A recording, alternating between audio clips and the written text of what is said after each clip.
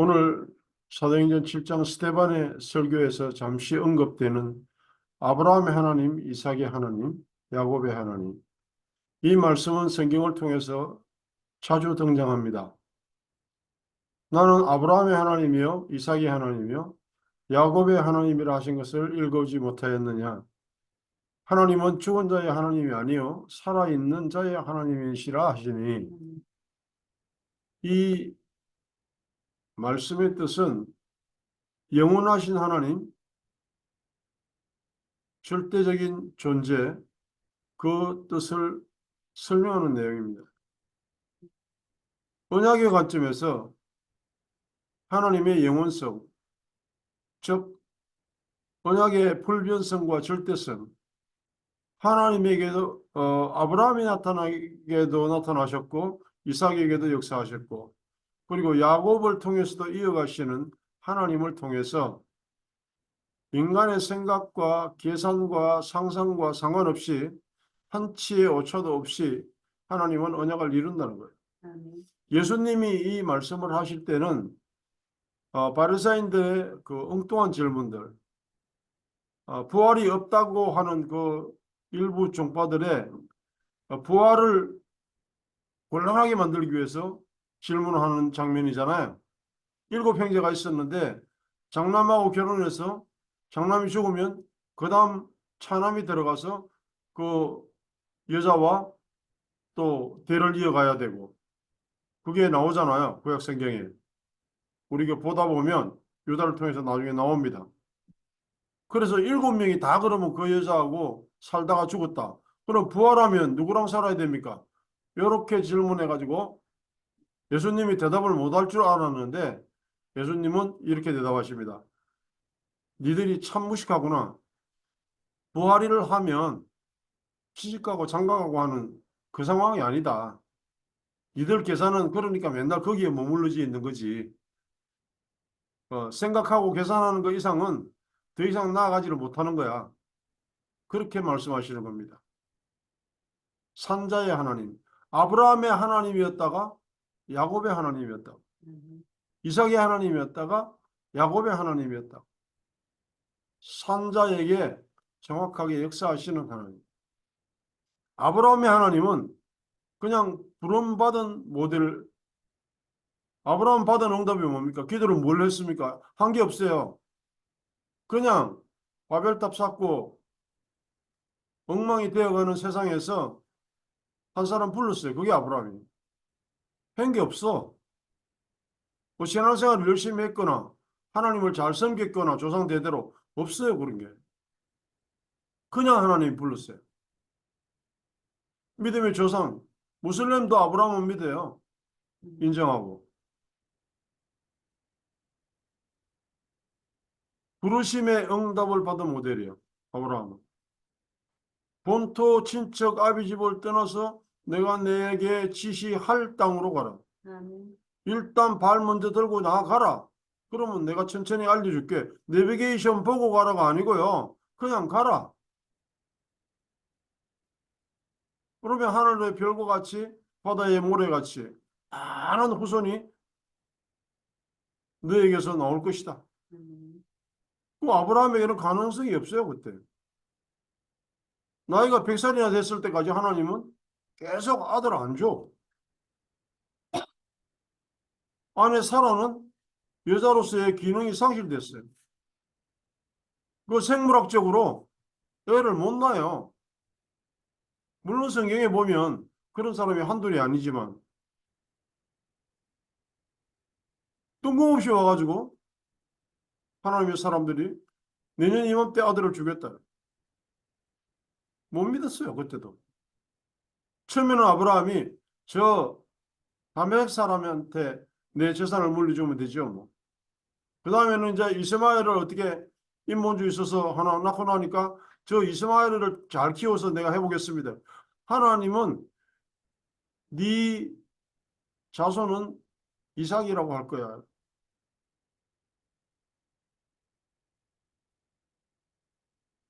말귀를 계속해서 못 알아듣고 있어요.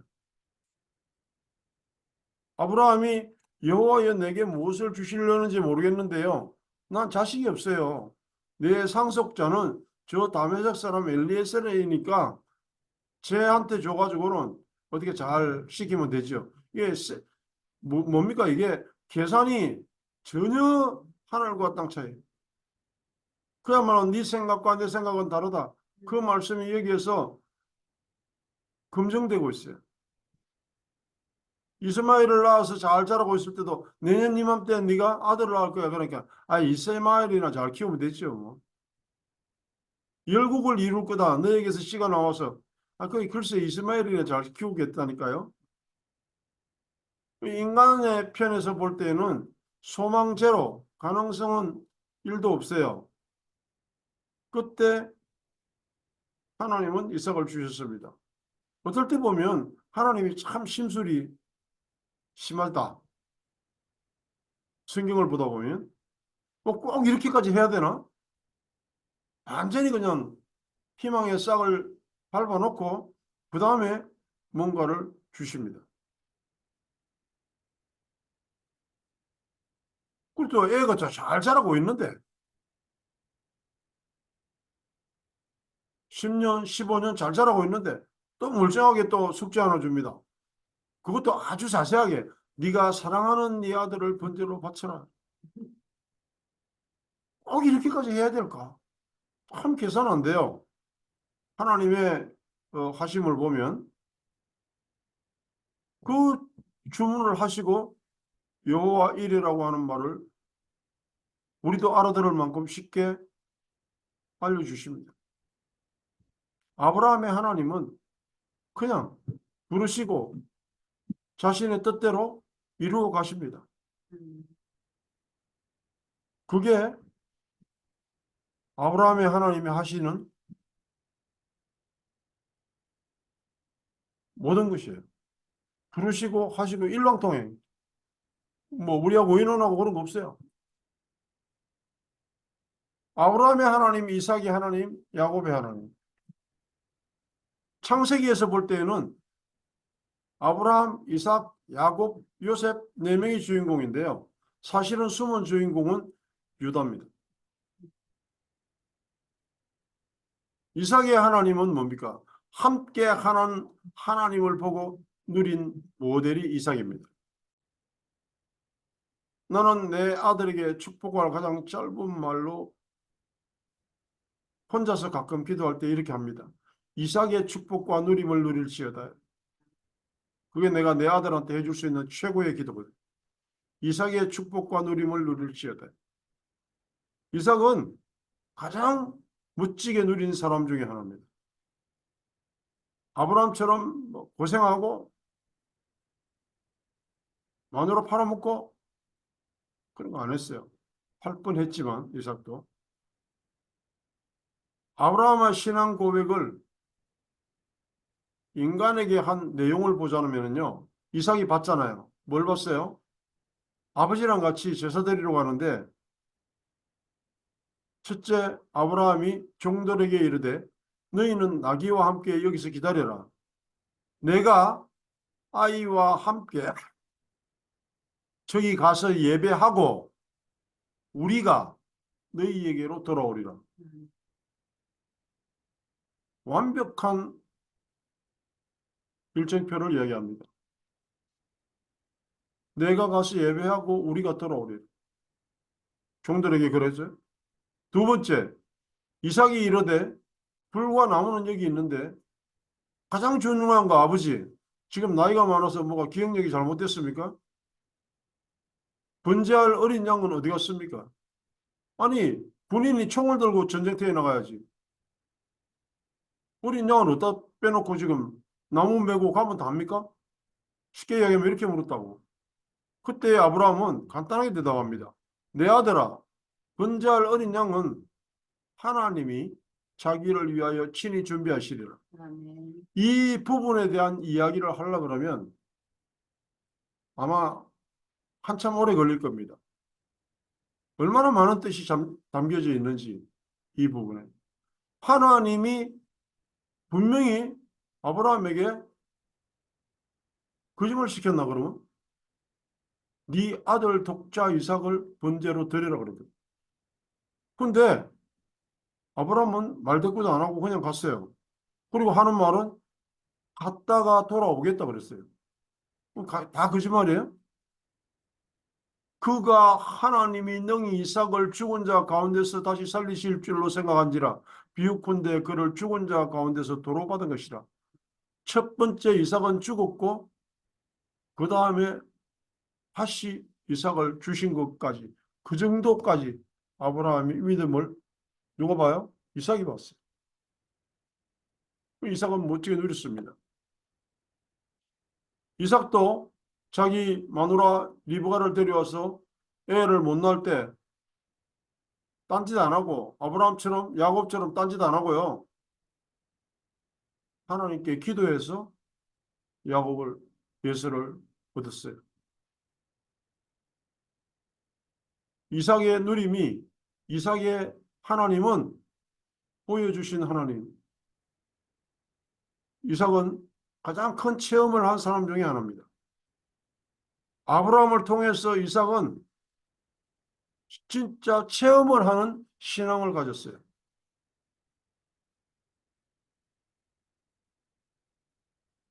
그 다음에 이제 야곱의 하나님인데 야곱이야말로 언약으로 몰아가는 성취하는 모델이에요. 이 사람이 언약을 위하여 엄청나게 기도를 많이 하고 물론 급할 때 기도했죠. 있는 거 없는 거 막 전 재산 기름을 다 쏟아붓고 베델에서 기도하고 이랬죠. 그런데 이 사람은 엄청나게 기도 많이 하고 말씀에 충실하고 모르죠. 얼마나 기도를 많이 했는지 내가 정확하게는 모르지만 어쨌든 그렇게 노력형이거나 그런 건 아니에요. 뭐 IQ가 뛰어나고 잔머리에 능하고 그런 건 있어요. 야곱과 에서를 놓고 이삭과 리브가를 놓고 볼 때요. 야곱과 리브가는 인본주의, 잔머리의 대가, 이삭과 에서는 율법주의, 실무에 약한 사람들. 그렇게 볼 수도 있어요. 사실은 그렇지 않아요. 보이기는 그렇게 보이는데 사실은 그렇지 않아요. 보세요. 야곱의 시작은 태어나기 전부터 축복과 번성이 약속돼 있었잖아요. 이삭도 말년에 이게 좀 영감이 흐려졌나 봐. 눈도 안 보이더니 영감도 흐려졌나 봐. 여호와께서 분명히 말씀하시기를 아이들이 잉태했을 때 두 민족이 뱃속에 있다. 작은 자를 섬길 거다. 복중에서부터 나누어졌다. 이 족속이 저 족속보다 강하겠다. 큰 자가 어린 자를 섬기리라. 들었어요. 근데 리브가가 제대로 들었어요. 그럼 이삭이 몰랐는데 이삭도 알았어요. 근데 이 언약과 상관없이 나중에 늙음하게 에서를 불러가지고 축복하겠다고. 근데 리브가는 인본주의 있었어요.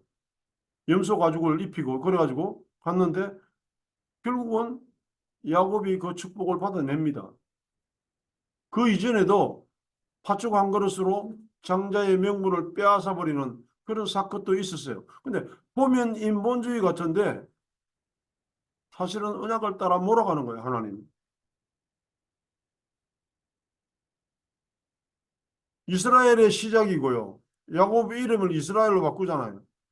하나님의 뜻을 이루어가고 그 증거와 확신이 야곱을 통해 나타나고 있어요.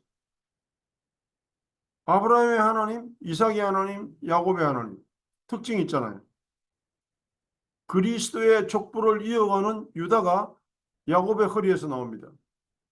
영원한 제사장 지파 레위가 야곱의 허리에서 나옵니다. 요셉을 향하여 야곱이 마지막에 축복할 때 보면 엄청나게 크게 모든 것을 다 누리게 되는 그만큼 축복을 해요. 요셉에게. 유다는 짧게 이야기합니다. 언약의 성취가 완성되어져 가는 설계도의 시작이 야곱의 하나님에게서 시작돼요. 이스라엘의 역사가 그때부터 시작됩니다. 37장에서 창세기를 보면 요셉의 스토리가 시작되고 꿈 이야기를 하자마자 그냥 뻑 끝이 나고 갑자기 뜬금없이 38장에 유다 이야기가 나와요. 그 다음에 39장부터 50장까지 요셉 이야기가 계속되고요. 그때에 중요한 내용이 나옵니다. 나중에 야곱이 유다에게 축복할 때 나오는 내용하고 똑같은 거. 며느리 다말에게서 아들을 낳아요. 이게 손자라 그래야 되나 아들이라 그래야 되나 뭐 이런 사람도 있는데 언약을 이어가는 역사. 나중에 룻기에 보면 보아스가 룻에게서 아들을 낳고 그게 다윗의 할아버지가 되죠. 그때도 보면 역사를 다말에게서부터 시작합니다. 다말은 유다에게서 베레스를 낳고 이렇게 나와요. 사람이 만약에 이 성경책을 쓰고 편집을 했다면 이런 거는 좀 뺐을 거야. 창피하니까. 족보가 지저분하니까. 이방 여인 룻을 통해서 기생 라합을 통해서 며느리가 억지로 시아버지와 관계하는 이 사건들을 통해서 그리스도의 언약을 이어가고 있어요. 세상에 어떤 영화가 이렇게 드라마틱한 내용이 있을까요? 언약의 성취요. 산자의 하나님, 하나님의 조명. 어떤 아이가 옛날에 그런 질문을 했어요. 가인과 아벨만 있을 텐데 왜 그렇게 많은 사람들이 가인을 죽일까 봐 겁을 냈을까요? 그러니까는 그 엄마가 옆에서 이쁘게 설명을 하더라고. 우리가 축구 중계를 보면 11명한테 다 카메라를 비추지 않는 건 아니지 않냐? 꼭 공 몰고 가는 사람만 비추잖아. 언약의 주인공들을 향해서 말씀의 포커스가 이어지고 있는 거죠. 그런 언약의 주인공으로 우리가 부름받았다는 사실을 믿으셔야 됩니다. 우리가 언약 속에 있다면은 뭘 해야 될까요, 그러면? 할 게 뭐 한두 가지겠어요? 그 생각도 잘 안 나겠죠? 뭘 해야 될까요? 뭐라고 그러면 기도해야 될까요? 우리의 눈을 열어주세요. 이렇게 기도해야 돼요. 언약의 주제와 결론이 그리스도의 언약이거든요. 돼? 성경이 다 중요하죠. 왜 다 중요해요? 다 그리스도를 향한 언약이니까. 야곱이 12아들을 향해서 많이 축복하는데 그 중에 유다에게 축복하는 내용 중에서 한 가지가 키포인트입니다. 뭐라 그러냐면 큐가 유다를 떠나지 아니하며 통치자의 지팡이가 그 발 사이에서 떠나지 아니하며 큐라고 하는 지시봉 이렇게 이해하면 돼요. 실로가 오시기까지 그리스도가 오시기까지 이르리니 그에게 모든 백성이 복종하리로다. 요게 유다를 향한 언약의 축복입니다. 요셉에게 막 식물이 너에게서 나오고 동물이 너에게서 나오고 너한테는 엄청난 풍요로움이 이어질 것이고 그게 중요한 게 아니고요. 요게 중요한 거예요. 창세기의 주인공은 어떻게 보면 아브라함과 이삭과 야곱과 유다로 이어지는 거예요. 언약적 축복으로 볼 때는.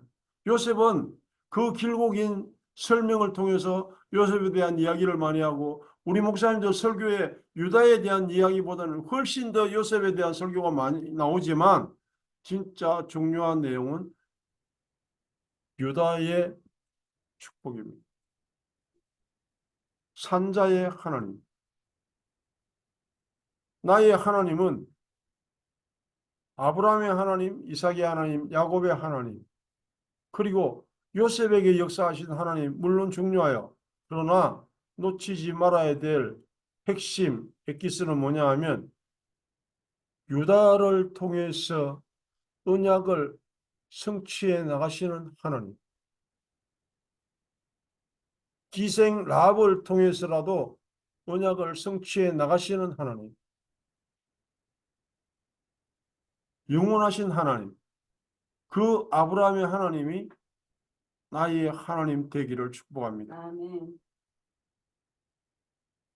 우리가 올해 받을 응답이 오래전에 내가 선포한 말씀 중에 몇 년 전에 10명의 의인을 찾자 그랬는데요.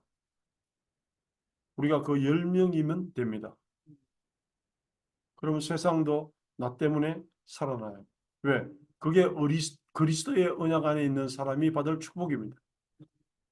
그 그리스도의 언약 안에서 누리는 축복이 있기를 다시 한번 기도합니다. 하나님 참 감사합니다. 예수가 그리스도 되신 이 사실 하나로 우리의 눈이 날마다 새롭게 열려지고 우리의 기도가 늘 새롭게 열려가기를 기도합니다. 영원토록 함께 하시는 우리 주 예수 그리스도의 은혜와 하나님 아버지의 무한하신 사랑과 성령의 인도하심과 동행하심이 이제 하나님의 언약 가운데에서 아브라함과 이삭과 야곱과 유다의 축복을 이어가기를 간절히 소망하며 확신하는 사랑하는 성도들과 우리의 가슴에 품고 있는 모든 선교 현장까지 영원토록 함께 계실지어다. 아멘.